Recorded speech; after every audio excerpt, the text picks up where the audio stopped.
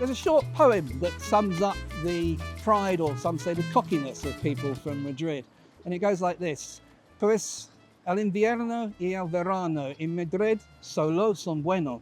Desde La Coruña a Madrid y desde Madrid al cielo.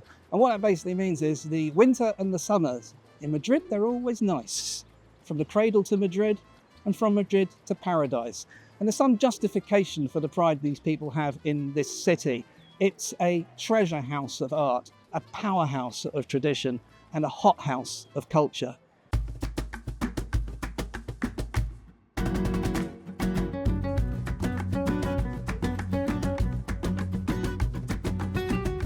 This is a city that truly cherishes its past, as exemplified by the tiendas centenarios, or 100-year-old shops. There are more than 175 of them protected by the city, and most of them are a lot more than 100 years old. This is the oldest of all, Sobrino de Botín. It's the oldest restaurant on the planet.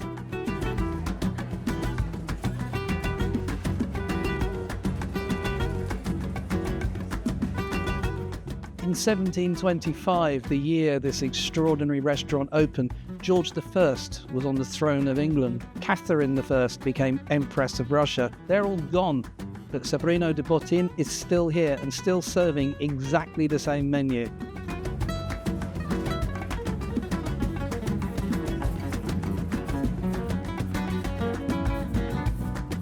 History hangs like smoke here. Goya worked in that wood-fired oven, and Hemingway, predictably, was a frequent visitor.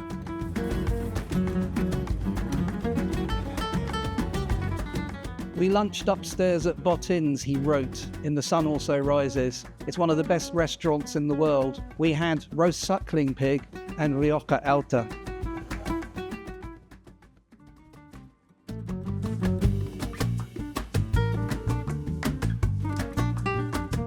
Madrid is also art. This is El Prado. The name simply means the meadow because it was a patch of open ground where rich and poor, the law-abiding and the degenerate, those buying and those selling would congregate. But in 1819, as an act of urban regeneration, they opened the museum here, partly to unite the Spanish people at a time of great upheaval, but also to serve as a showcase for the art collections of Spain and its empire.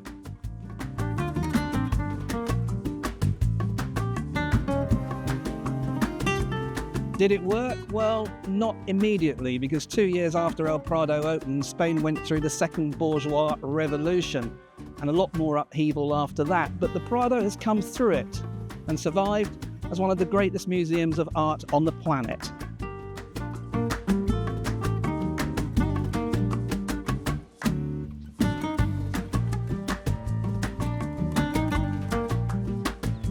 Around the back of El Prado, you'll find the Parque del Buen Retiro, a former royal estate that was handed over to the people following the overthrow of the monarchy in 1868. It's a space too good to be wasted on the aristocracy. These days, it's rose gardens, Grand Paseo de Argentina, and this monumental boating lake are shared by locals and tourists, lovers and loners, and children of all ages. Hidden away in the once grungy and now rather lovely Barrio Malesana is the Church of San Antonio de los Alemanes. It has none of the grandeur of Gaudi's Sagrada Familia, but when you go inside, you get this.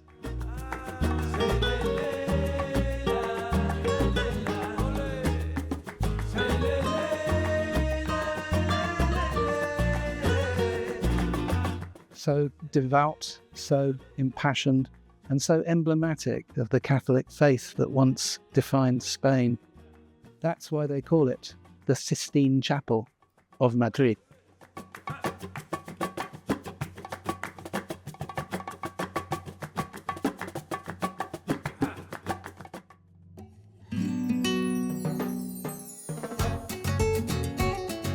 Conde Duque, Calle Ponzano, Calle Cavabanca. I can think of at least a dozen places for a decent night out in Madrid. But tonight we're going to start in Lavapiés at what I'm told is the most exciting bar in Madrid at the moment. On the Calle Argumosa in the distinctly untouristy area of Lavapiés, you'll find La Cannibal, which might be the most exciting, game-changing bar in Madrid right now.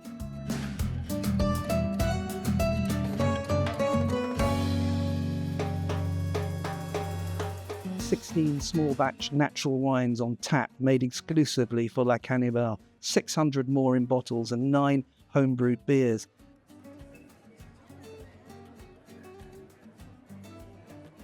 Plus an organic menu focused on small local producers that's as sustainable as it is delicious."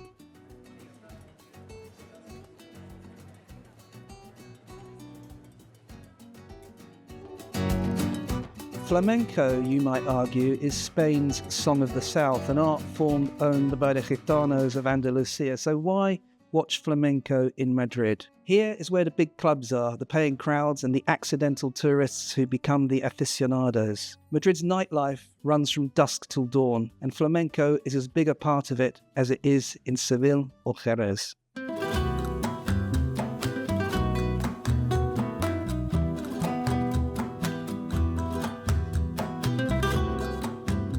The luxury hotel of choice in the capital is the Palacio de Atocha, halfway between the Plaza Mayor and the Reina Sofia.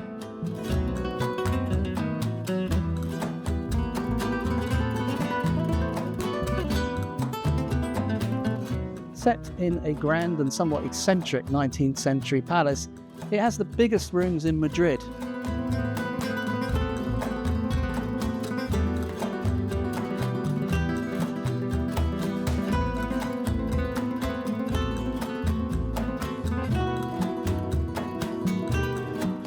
Your Madrid bargain is Generator on Gran Via. It's the budget hostel chain that until recently only offered dormitory accommodation to the backpacking crowd.